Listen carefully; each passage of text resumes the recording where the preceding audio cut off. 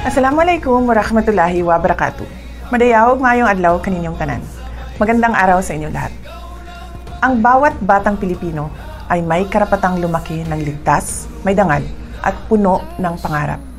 Ngayong National Children's Month, paigtingin natin ang ating kampanya laban sa sexual na pang-aabuso o pagsasamantala sa mga bata. Isa sa mga hakbang na kailangan nating bigyang pansin ay ang online sexual abuse.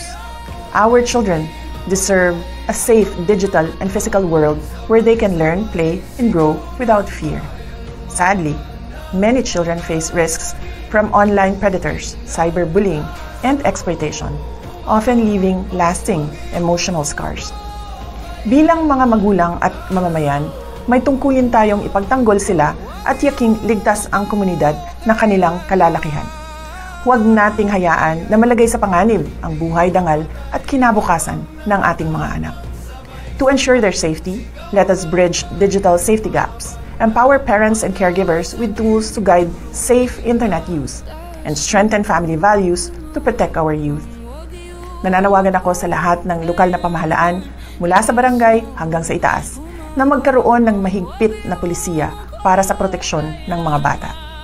Kailangan mabilis at malinaw ang proseso ng reporting, response, at mga susunod na importanteng hakbang. Itaguyo din natin ang aktibong paglahok ng mga bata sa ating kampanya upang matiyak na napakikinggan ang kanilang mga saloobin sa mga usaping may kinalaman sa kanila, online man o offline.